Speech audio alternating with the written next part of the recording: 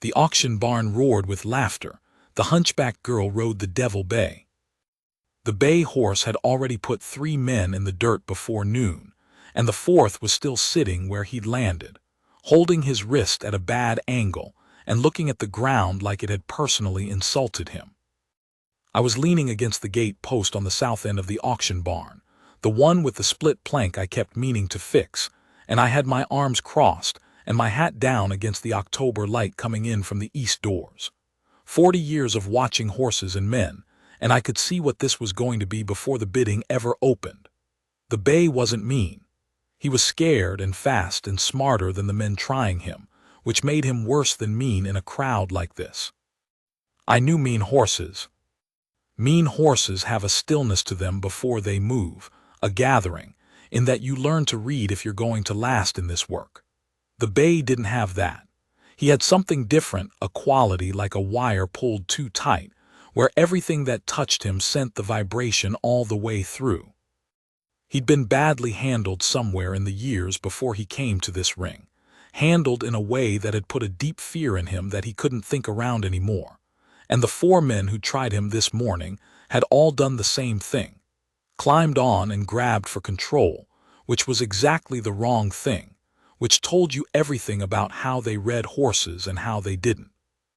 The auctioneer up in the box was Roy Hatfield's boy, Clarence, who'd taken over the gavel from his father 2 years back and still talked too fast and laughed at his own jokes. He was working the crowd on the bay now, calling him the devil's own horse, calling him unpurchasable, calling him a widowmaker. The crowd liked that. 30, 40 men standing along the rails, half of them with mud on their boots and the other half with clean boots and nothing useful in their heads. They laughed when the 4th rider hit the dirt.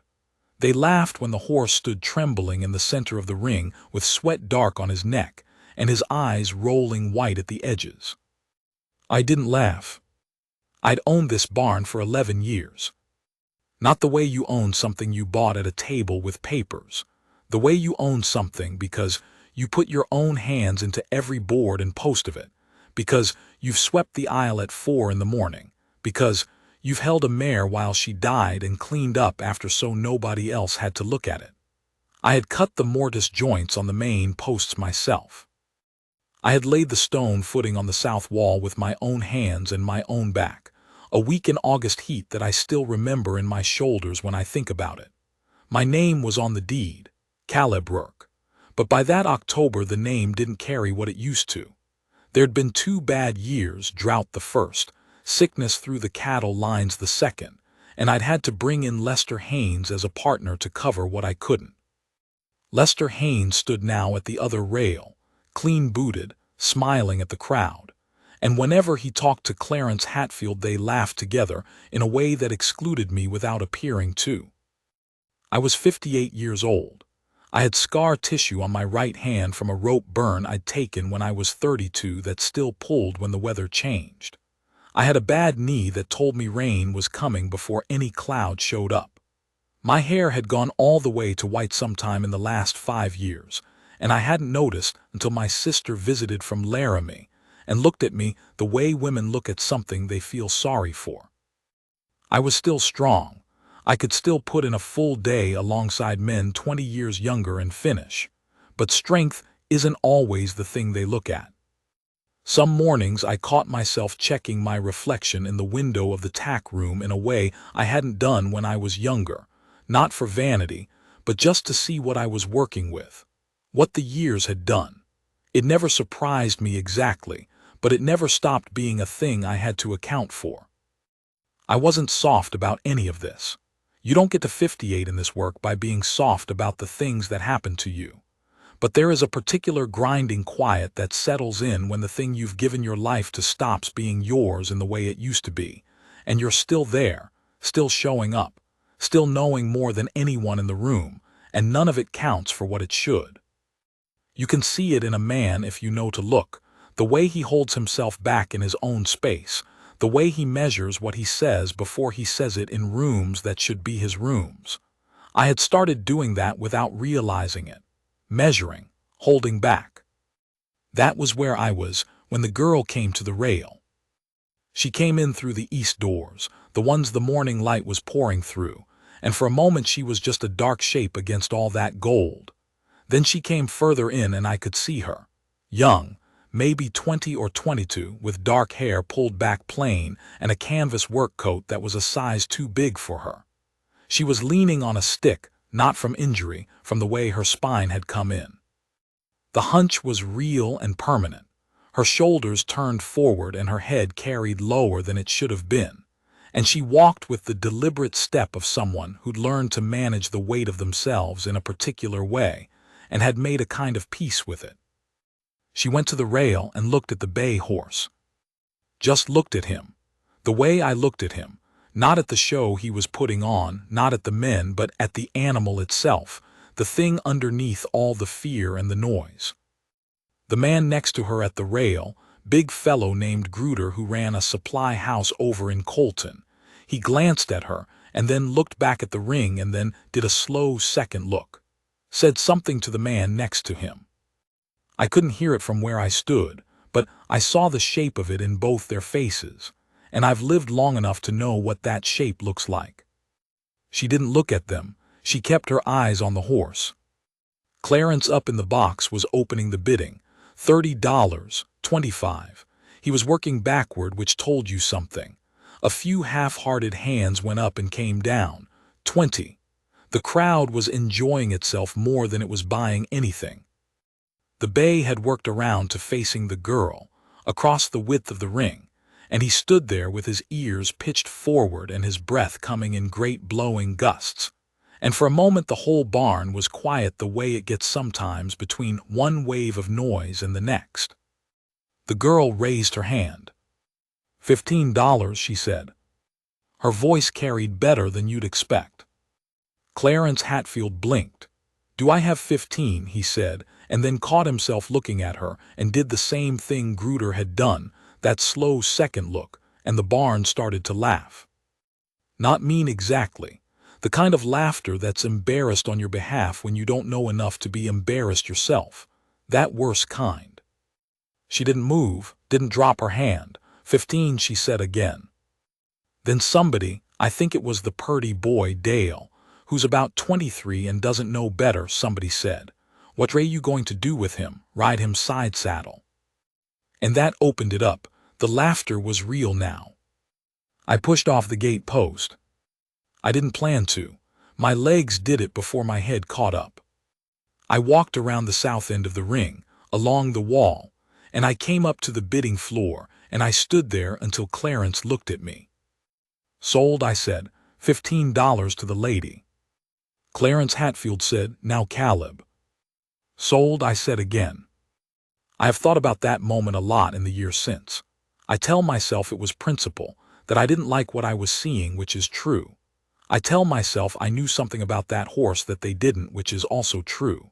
But there was something else in it that I didn't understand until later, something that had to do with standing in your own barn with your name on the deed and having it mean something, even when nothing else did. Maybe especially then. The laughter didn't stop, it just got worse. Lester Haynes came up beside me. His jaw was tight. He said, that horse is going to kill her. I said, then you should have bid 17. She paid cash from a pouch she kept inside the canvas coat. Real money, counted out. $15 exactly. She gave it to Clarence without looking at him, and then she came around to the inn gate and looked at me. Thank you, she said. I haven't helped you yet, I said. She half smiled at that. It changed her face in a way I wasn't ready for. Not pretty in the ordinary sense.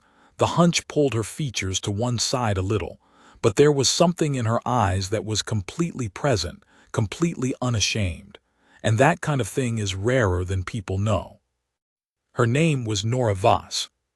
She told me while I was getting the bay into a smaller pen off the main alley, somewhere quieter, away from the crowd that was still milling and talking and glancing over. She was from up near Sheridan, had come down to Wyola for her cousin's wedding, had heard about the sale and walked 2 miles to get here. I said, your people know where you are. She said, I'm 23. I don't need people to know where I am. I said, I meant in case the horse puts you in a wall. She said he won't. She said it plain, not with bravado, the same way you'd say the sun comes up east. And she was looking at the bay while she said it, at the way he was moving in the small pen, and I watched her watch him and understood that she was reading something real. I said, what do you see? She said, he's not mean. He's never been handled right. Somebody scared him young and nobody ever took the time to go back and fix it. And she paused and then said, I know what that's like. She didn't look at me when she said that last part. She looked at the horse. I didn't say anything. There wasn't anything useful to say. I had work to do. I always had work to do. The kind of work that accumulates when you're running an operation where not every person is pulling their weight, but I found reasons to stay near that pen. Ledger checking I could have done at the desk. A split board I'd been putting off. I told myself it was because I might need to pull her out of there in a hurry. That was part of it. She spent an hour and a half just standing at the fence, didn't go in. Didn't try to touch him. Just stood there and let him get used to the fact that she wasn't going anywhere and wasn't asking anything of him. She had a stillness that I don't see in people very often. Most people, even the patient ones, are always giving off a little current of something, impatience or nervousness or wanting the thing to happen. She gave off nothing. She just was there. The bay came to the fence eventually, touched his nose to the rail about 3 feet from her hand and blew out a long breath. She didn't reach for him, let him stand, let him take her measure at his own pace. I went inside and got 2 cups of coffee from the pot on the stove in the back office, the same stove that had been there since Roy Hatfield Sr. ran the place, and brought them out. She took hers without looking away from the horse. We drank coffee and watched him. After a while she said, how long have you had the barn? 11 years, I said, built most of it myself. She said, and the partner? I said 2 years. She didn't say anything else about it. She had the kind of sense that tells you when not to push.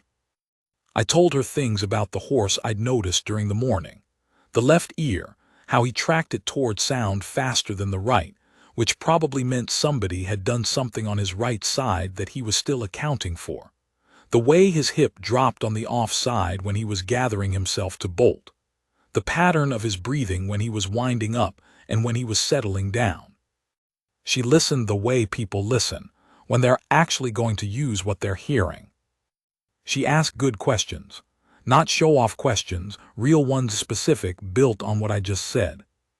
By the afternoon, I had stopped pretending to work.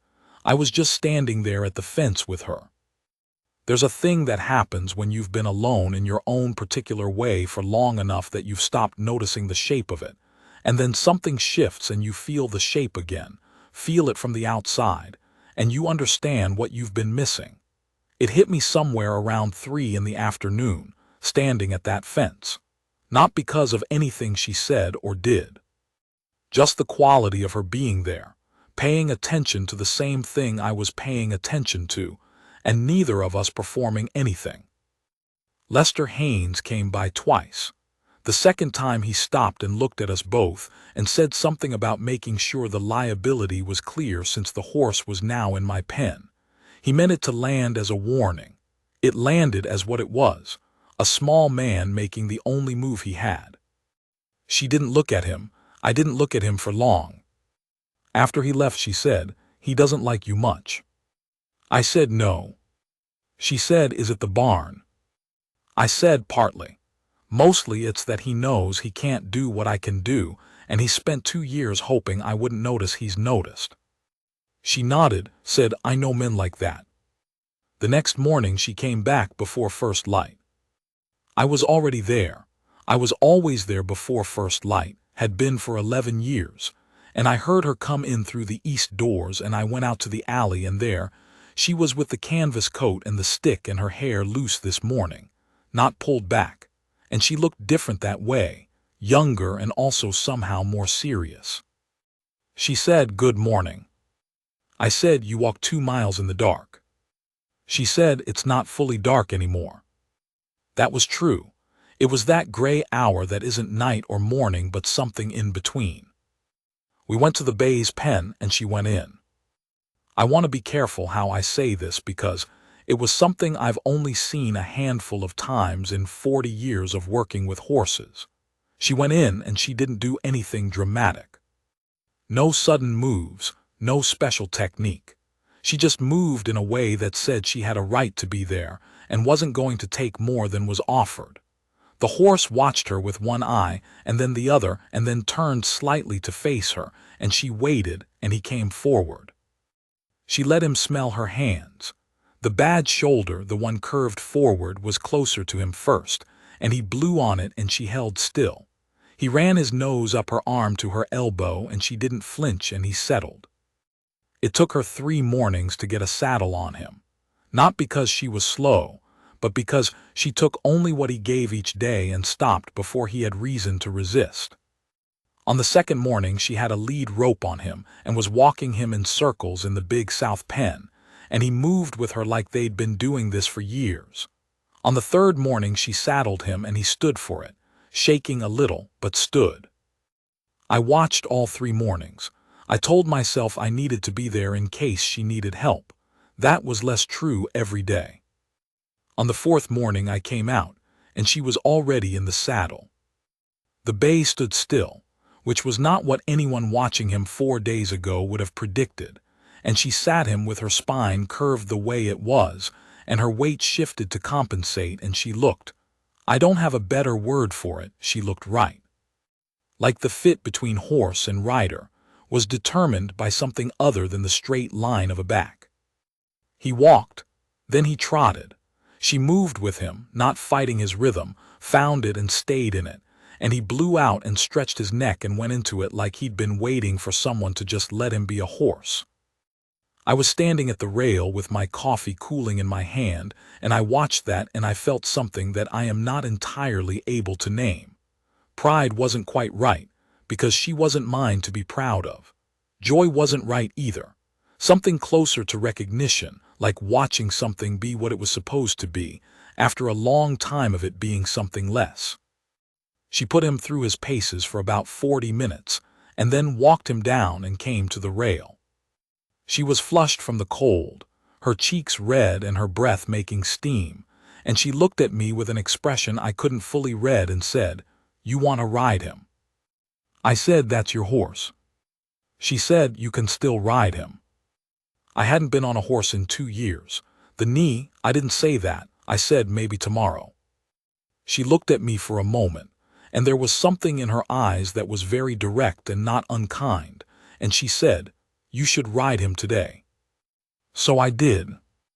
There is a thing that doesn't leave you, even after years without it. The weight of a good horse under you, the way it reorganizes your whole sense of what you can do.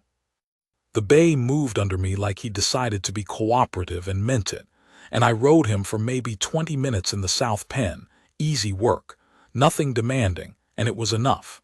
When I got down, my knee was sending up its usual complaints, and I didn't much care. She was watching me from the fence. When I walked over, she said, "You needed that." It wasn't a question. I said, "Yeah." She said, "When did you stop?" I told her about the knee. She listened and then said, "That's not why you stopped."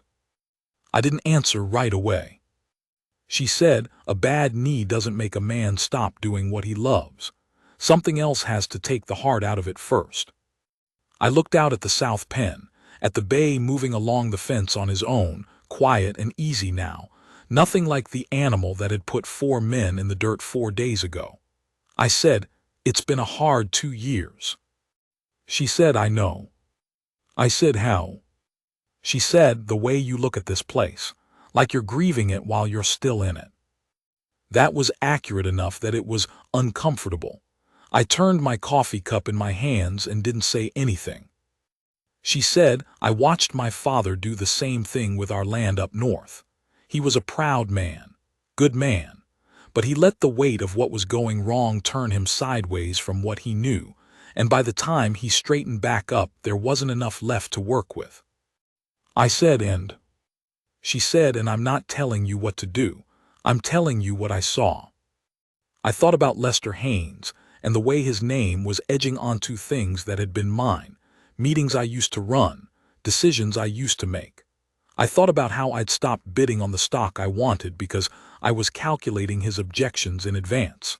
I thought about the feed negotiations I'd handed off, the vet I'd stopped calling because Lester had his own man, how much of myself I'd been slowly moving out of my own way. I said, some things are harder to fix once they're bent. She said, yes, but some of those things are harder than you think they are to break in the first place. She came back 5 more mornings after that. Not every one. She had the cousin's household to help with, errands her family wanted done, but most of them. And on the days she came, I was always already there, and I always had 2 cups of coffee ready, and we would stand at the fence or work with the bay, or just walk the barn alley while I showed her how the operation ran, the things I'd built into it over 11 years that weren't visible from the outside. There's a version of showing someone a place where you're showing them what it looks like, and there's a version where you're showing them how it works, the load-bearing parts, the things that can't be changed without everything else shifting, the shortcuts that are actually shortcuts and the ones that look like shortcuts and cost you twice later. That second version is something you don't do with people you're performing for. I hadn't done it with anyone in a long time. She asked good questions about all of it, specific ones. What does this pen cost to maintain in a full season? How do you price a consignment lot when the market's been running soft? What's the arrangement with the 2 farriers and how do you split the work between them? Where does the dead weight come from in a fall sale and how do you move it without poisoning the prices on the rest? These were not the questions of someone making conversation. She was building a picture of something she intended to understand. I found myself going back through things I knew so well I'd stopped thinking about them. The logic of why the South Pen ran against the prevailing wind, why I'd built the water troughs where I did rather than where would have been cheaper, why the lighting in the ring was set the way it was on the north side and not the south. It is a particular thing, having someone ask you to account for what you built. It requires you to know it again from the beginning. And knowing it again from the beginning is not a small thing when you've been watching it not quite belong to you. On the 6th morning, we worked the bay together. Not her working and me watching together, side by side in the pen, moving around the horse in a way that required us to read each other as much as we were reading him. She went left and I went right and he tracked between us, and she glanced at me once and I was already moving the direction she needed me to move. We didn't say anything. There wasn't anything to say, it was just the work, the way work goes when 2 people know what they're doing and can trust the other one does too. When we came out of the pen, she said, "You're good with horses." I said 40 years. She said, "That's not what I mean. Plenty of men have 40 years. You're actually good." I didn't know how to take that without it sounding like I was making more of it than she meant, so I just said, "So are you." She said, "I know." Not said with vanity.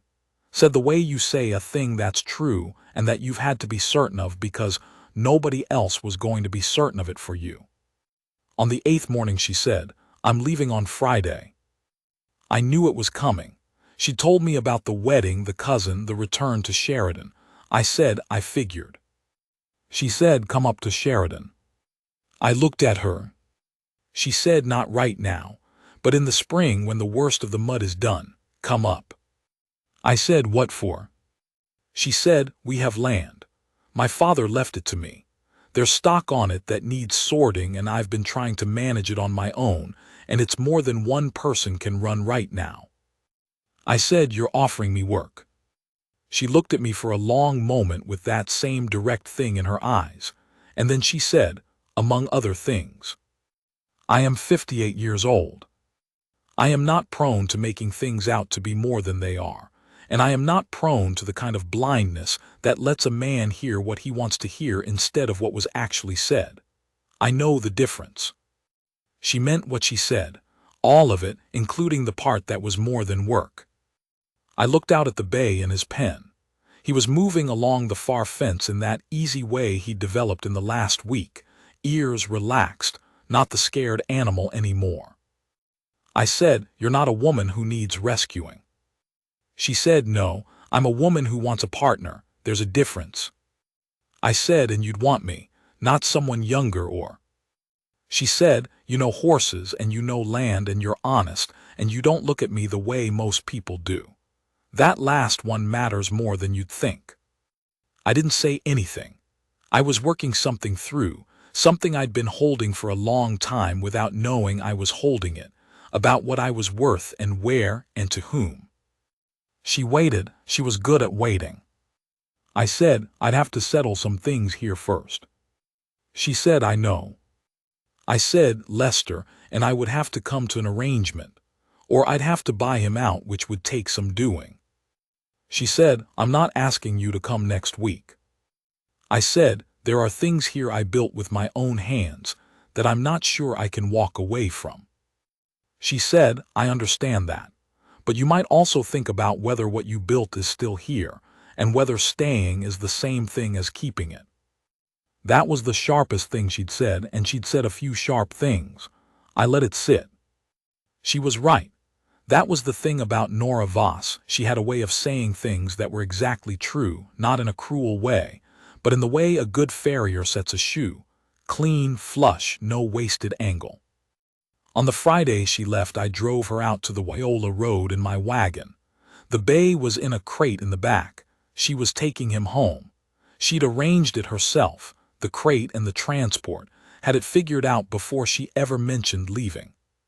She climbed up to the seat beside me, and we sat there in the early morning with the light coming flat and cold from the east and the horse moving easy in the crate behind us.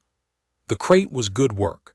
She'd sourced it herself, had found a man in Wyola who built them and negotiated a fair price and arranged the pickup without asking me anything about it. I'd found out about all of this only when she mentioned in passing that the crate was ready. I thought about that on the drive. The ease of her competence, the way she handled things without needing to announce the handling. We drove the 2 miles to the road and I pulled up where the Sheridan stage would stop. The sun was fully up now and the frost was coming off the ground in small drifts of vapor, and the morning smelled like cold grass and the horse's warm breath from the crate. She climbed down and I handed down her bag, a small one, not much in it. She stood in the road with her stick planted and looked up at me on the wagon seat. The light was behind me and in her face, and she didn't squint away from it. She said, "The horse will tell you if you come to Sheridan." I said, "How's that?" She said, "If you show up and he comes to you without me asking him to, that'll be your sign that you made the right call." I said, "And if he doesn't?" She almost smiled. She said, "He'll come. You know how to be around him." I said, "Nora." She waited. I said, "Thank you for what you said about staying being different from keeping it." She looked at me for a moment, steady and plain, and said, "I meant it." I said, "I know. That's why I'm thanking you."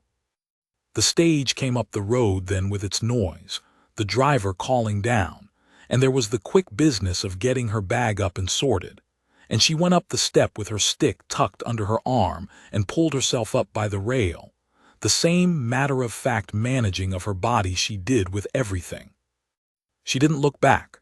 I understood that. She wasn't a woman who did things she didn't mean, including look back at something she wasn't sure about, and she wasn't going to perform a thing for my benefit just because it might have looked a certain way.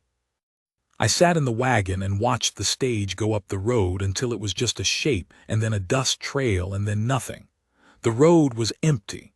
A meadowlark started up somewhere in the grass off to the south, one long falling note, and stopped. Then I turned back toward the barn. I want to tell you that I made the decision right then. I didn't. It took me 3 months. But something was different the morning after the stage left. I sat at the desk in the back office with the stove going and the coffee in front of me, and I looked at the barn through the window, my barn, and I looked at it differently than I had the morning before. The bay was gone from the south pen. The pen looked ordinary without him, just a pen, but that wasn't what I was looking at. I was looking at what I'd let happen here and what I hadn't stopped and why. I'd had all the knowledge I needed to stop it. I'd had the ground under me. It was still my name on the deed, still my judgment the operation was built on, still my hands that knew where every post sat and why. And I'd spent 2 years moving myself out of the way of someone who didn't know a tenth of what I knew. Because the bad years had scraped something out of me that I hadn't noticed was gone until a 23-year-old woman with a curved spine and a canvas coat stood at my rail and watched a horse nobody could ride and saw something everyone else had missed. She hadn't told me what to do. She'd just been herself entirely without apology, and the contrast had been so plain it was almost hard to look at directly. Those 3 months were not simple. I went back to the barn and I went back to work and I went back to Lester Haynes and the slow daily erosion of things I'd built. But something had changed in the way I was seeing it. She'd done that, or maybe the horse had done it, or the two of them together. I'd been standing at the edge of what I used to be and looking at it from a distance, the way you look at something through water, and now the water was gone and I could see clearly.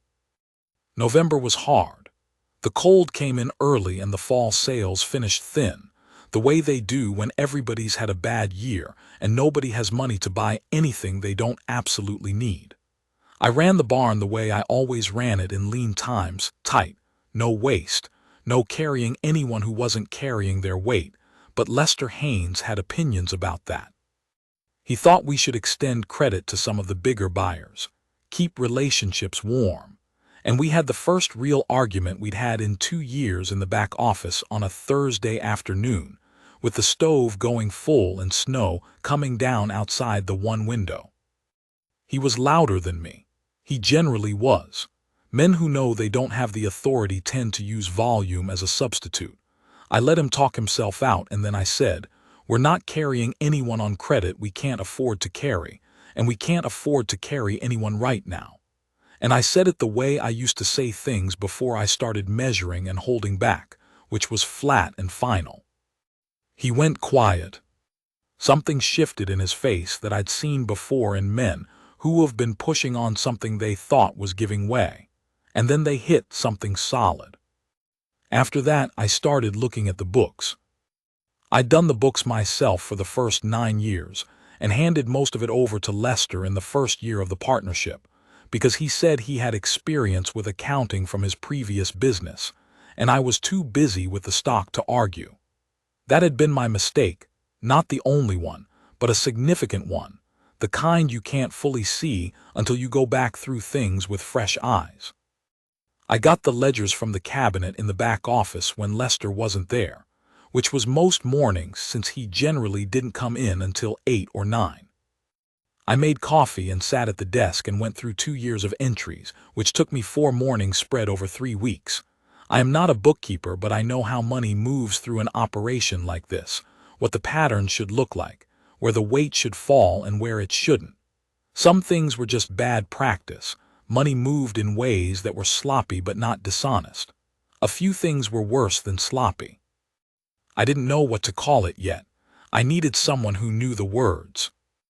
I brought in a man named Forsyth from the county seat, an attorney who handled business disputes and had a reputation for being careful and not loud about it. He came on a Tuesday when I'd told Lester there was a broken axle on the south gate that needed fixing. A lie, the gate was fine, but Lester believed it because he didn't know the property well enough to know the difference, which was a thing I noted.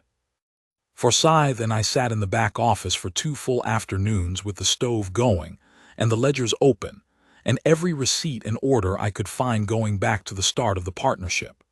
He was a quiet man, methodical. He didn't editorialize. He just read things carefully and made notes in a small book he kept in his coat pocket and asked me questions that were very specific and didn't tip where he was going with them until he had what he needed. At the end of the second afternoon, he closed the ledger and sat back and looked at me. He said, "There are 3 entries here that I'd like you to look at more carefully with me." We looked at them. I said, "What would you call that?" He said, "I'd call it being cautious before I called it anything else, but it warrants a conversation with Mr. Haynes." I said, "I'll have that conversation." Lester Haynes came to see me the first week of December. He'd heard something, or guessed it, or maybe Forsyth had less of a reputation for discretion than I'd been told. He came in through the front on a Monday morning when I was doing the inventory on the north stalls, and he was wearing his good coat, which he generally saved for town business, which told me he'd decided what kind of meeting this was going to be before he arrived.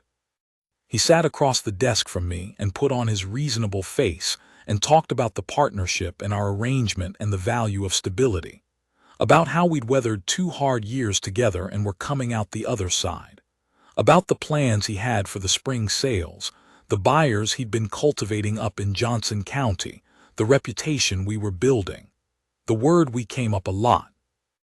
In 2 years of working alongside Lester Haynes, I had never once heard him say "we" the way a man says it when he means it. I let him talk. There is a patience that comes from 40 years of reading animals, reading what they're about to do before they do it, and waiting until the moment. I had that patience. I let him talk for 20 minutes, maybe more, and then I put 3 of the ledger pages on the desk between us, the ones Forsyth and I had looked at on the second afternoon. I told him what they showed, not as an accusation, as information, as the thing that was now going to shape the rest of the conversation we were having. His reasonable face went away. The face that replaced it was one I'd seen before on men who have been found out, and it goes through several stages fast: the denial face, then the minimizing face, then the face that's trying to calculate. Lester ran through all 3 in about 40 seconds. He started with, "Those are accounting errors," which I'd expected. Then he moved to, "You've always misunderstood how this kind of operation has to be managed," which I'd also expected. Then he stopped talking and his jaw moved a little, working on something that wasn't coming out, and I waited. He said, "What do you want?" I said, "I want you out. I'll buy your share at fair value based on an assessment from Forsyth's office. You'll sign a release. We'll be done." He said, "That's not fair value. That's you pushing me out." I said, "Lester, you have choices here. This is the best of them." He was quiet for a long time. The stove ticked. Outside I could hear the horse in the north stall moving around, the particular sound of hooves on frozen ground. He said, "And if I don't agree?" I said, "Then Forsyth and I will have a different kind of conversation with a different kind of man from the county seat, and the outcome will be harder on you than this one." I wasn't bluffing. He knew I wasn't bluffing. That's the only thing that matters in a situation like that, not whether you can win, but whether they know you can. We had 3 more meetings after that, with Forsyth in the room for 2 of them. It was not easy, and it was not pretty, and there were 2 moments when I thought he might drag it into something worse than it needed to be out of sheer spite, which is the last weapon a man has when he's run out of everything else. But Lester Haynes was, at bottom, a man who calculated his exposure, and once he understood clearly what I had and what I was prepared to do with it, and what the alternative looked like for him, he calculated. I bought him out on the 1st of February. Cost me everything I put away and then some, the kind of number that makes your chest go tight when you write it down. I signed papers at a desk in Wyola with snow on the street outside, and the stove in the office smoking the way it always did when the wind came from the north, and I shook hands with Forsyth and walked out. The cold hit me. The street was empty except for a wagon going north and a dog sitting in front of the dry goods store looking at nothing in particular. I stood there with the papers in my coat and the cold on my face, and I felt something I hadn't felt in 2 years. Simple and plain and hard to say without it sounding like more than it is. I felt like myself. Like the shape of things matched the shape of me again, even though I was broke and it was February and the road ahead wasn't clear. I wrote to Nora Voss that afternoon. She wrote back in 3 weeks, which was fast for February mail from Sheridan. 1 page, her handwriting close and clear. She said the land was in decent shape despite the cold, that the bay horse was settled and working, that she had a neighbor who could look after things if someone came to help run it for a stretch. She said, "Come when the road is passable." I left in March, after the worst of the mud was done but before the spring sales season, which was the last window I had before the barn would need me every day.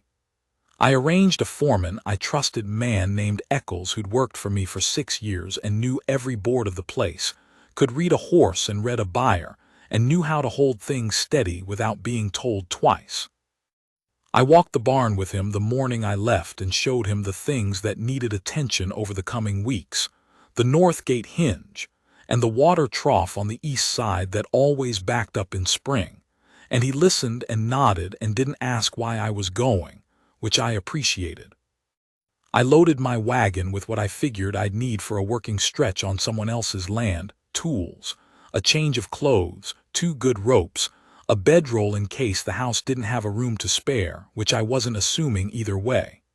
I had the papers from Forsyth in a leather satchel, everything documented, the barn mine again, clean. That went in the box under the seat. The drive north was 3 days and cold all the way, that particular March cold that the sun doesn't quite have the strength to fix yet, and I spent those 3 days thinking about what I was riding toward and whether I was a fool. I had done foolish things before in my life, though not many. I'd bought a bull once that I'd been warned off of and lost money on, and there was a timber deal in my 3rd year in Wyola that I should have seen for what it was. But those were young man mistakes, the kind made from not knowing enough yet. At 58 you have no excuse for not knowing. Whatever you do, you've chosen it with your eyes open. I'd chosen this with my eyes open. What I kept coming back to, those 3 days on the road, was what she'd said about seeing his worth. And what she'd said about her father, the way he'd let the weight of what was going wrong turn him sideways from what he knew, and by the time he straightened up there wasn't enough left to work with. I thought about that a lot.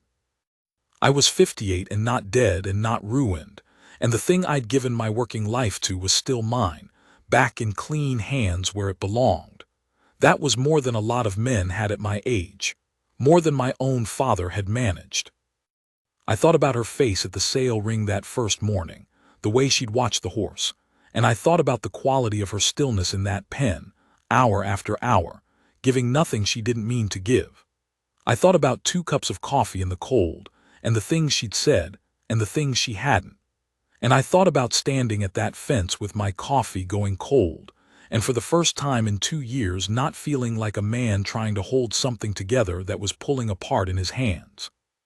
I slept each night in the wagon or once in a cold room above a roadhouse outside of Buffalo, and on the morning of the 3rd day, the country changed the way it does when you come up toward Sheridan, the hills sitting different, the grass bent a different way in the wind.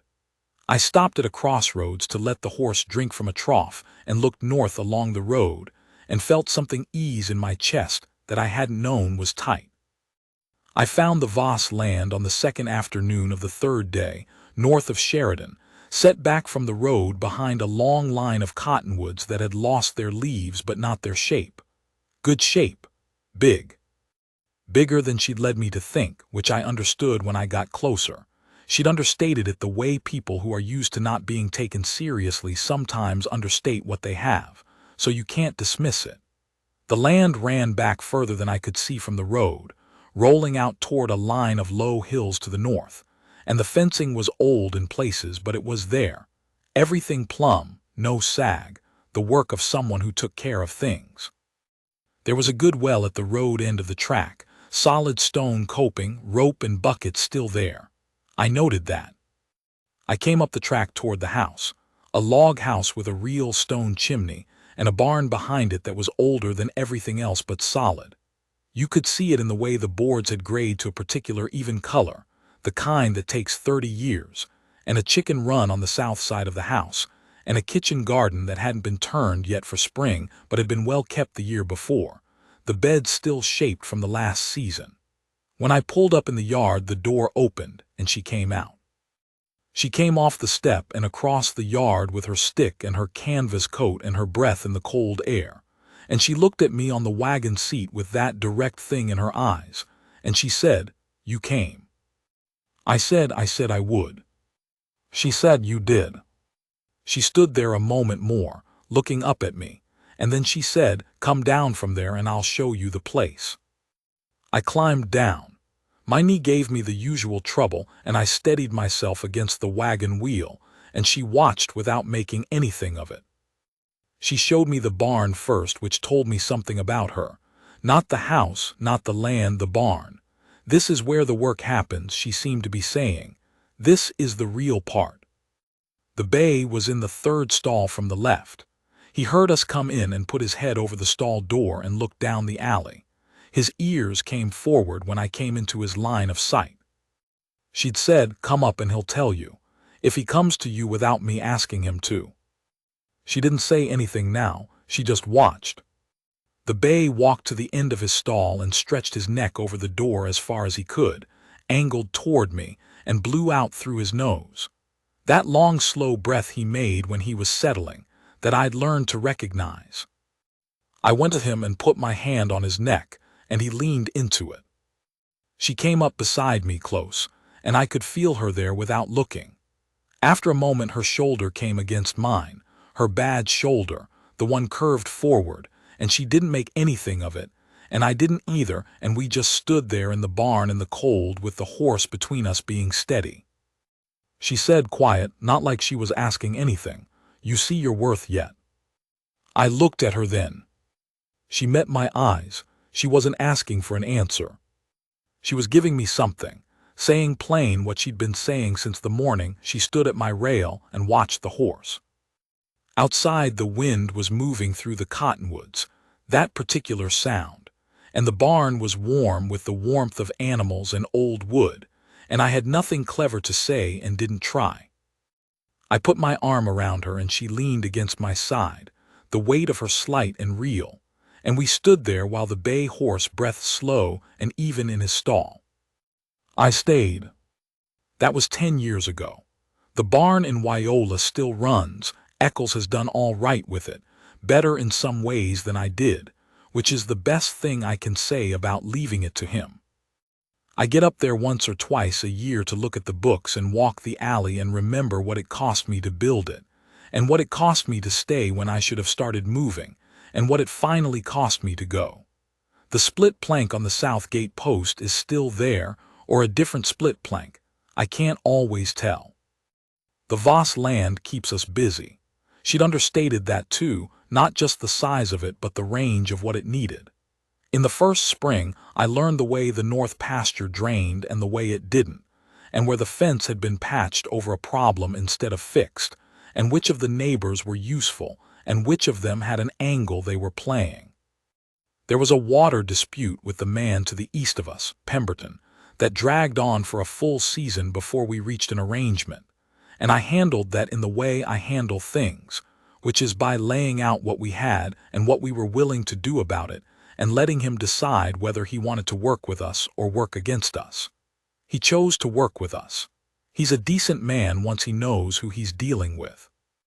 Nora ran the house and the books and the arrangements with the buyers, and I ran the stock and the land and the things that needed doing with the body, and there was never much conversation about who did what because we each had a good read on what the other was best suited to. That doesn't mean there was never friction. There was. She has a stubbornness that I have occasionally found maddening, and I have a tendency to go quiet when I should talk that she has occasionally found maddening, and we have had real arguments, the kind that are about things that matter, not the manufactured kind. But we've never had an argument that made me think I was in the wrong place. The bad knee settled into a particular arrangement with my life, where I know what it will and won't do and I plan accordingly. I don't ride the way I used to, not the long work days in the saddle, not the rough country, but I can still work stock from the ground, and I still know more than most men half my age about what an animal is about to do before it does it, and that doesn't require a sound knee. Nora has never once suggested I should be doing something differently than I'm doing it. She has opinions about most things and she shares them directly, but not about what I'm capable of. She seems to have decided that's mine to figure out, which is the right call. We have had good years and one genuinely bad year. The spring 3 years ago when the creek came up and took the low corner of the south pasture and 3 weeks of fencing with it. And I was 55 miles away on a buying trip when it happened. I came back to find her already in it. She'd gotten the neighbors to help shore up the worst of the breach, and had started the fencing herself on the sections she could manage, which were more than you'd expect. I looked at what she'd done, and then I looked at her, and she looked back at me with the mud still on her coat, and the stick planted in the soft ground, and her hair loose and her chin up, and I thought, there it is. There's the whole thing. The bay horse died 2 years ago, old age, quiet in his stall, the way a horse that's been well kept goes out. He'd had 8 good years with us, which for a horse that arrived the way he did, scared and fast and ruined, was a long time. He'd become the kind of horse that children could be trusted around, which is the furthest possible thing from what he was when Nora rode him in that ring. We buried him in the south pasture under the cottonwood with the split trunk, the one you can see from the kitchen window. Nora cried, which she almost never does, and I held her in the yard in the morning cold, and neither of us said anything about it because there wasn't anything that needed saying. She is 40 now and I am 68, and she has never once, not a single morning in 10 years, looked at me the way those men in the barn looked at her that October day. She has never made me feel like the sum of what I've lost or what I can't do anymore. When I was sick the winter before last, a chest thing that laid me up for 3 weeks and scared us both more than either of us said, she came in and out of the room all day and all night with the matter-of-fact steadiness of a woman who has decided how things are going to go and is simply making sure they go that way. I came out the other side. She sat on the edge of the bed the first morning I could sit up, and she put her hand flat on my chest and looked at me and didn't say anything for a moment. And then she said, "Don't do that again." I said, "I'll do my best." She looked at me the way she looked at the bay horse that first morning, like she sees what's actually there, not what the crowd decided was there. Like the seeing is the whole thing and the rest follows from it. That is worth more than I know how to say. It is, I think, the main thing a man can have, to be seen right by someone with the eyes to do it, not dressed up into something better, not made less than you are seen. Square on. The whole thing, the good and the worn and the parts that hurt in cold weather. A woman who chose you knowing what she was choosing, who has had 10 years to revise that and hasn't, who wakes up next to you in February when your knee is bad, and the cold is coming through the logs, and gets up to start the stove the same as any other morning. The auction barn that day roared with laughter when she put her hand up. I think about that sometimes. All those men along the rails, clean boots and bad judgment, laughing at what they couldn't read. Not bad men, most of them. Just men who looked at 2 things that didn't fit the usual shape, a horse nobody could ride, a woman with a curved spine, and decided they knew what they were seeing. That's the most common mistake there is. The thing you think you're reading and the thing that's actually there. I was the one who called it sold, and what I got out of it was everything I had left to get. Outside right now, the morning is coming up cold and clear, the way March mornings come in up here, with the frost still on the fence wire and the light just starting to show pink above the ridge to the east. The cottonwood in the south pasture is bare still, just beginning, a few green knobs on the upper branches that'll be leaves in another week or 2. In a little while Nora will be up and there will be coffee and we'll go out and do the morning work together, the same as every morning, the 2 of us, and whatever the day requires. I am 68 years old. I have a bad knee and white hair and a rope-burned scar that still pulls in the cold, and I own my life in a way I didn't when I was 58 and thought I did. I own this land and the work I do on it, and the arrangement I have with the woman I came north to find, and none of it was handed to me, which is the way I'd want it. That's enough, more than enough. The frost on the wire catches the first light and holds it for a moment, bright as anything, and then the sun comes fully up and it's just wire again, doing its job. I go in to start the coffee.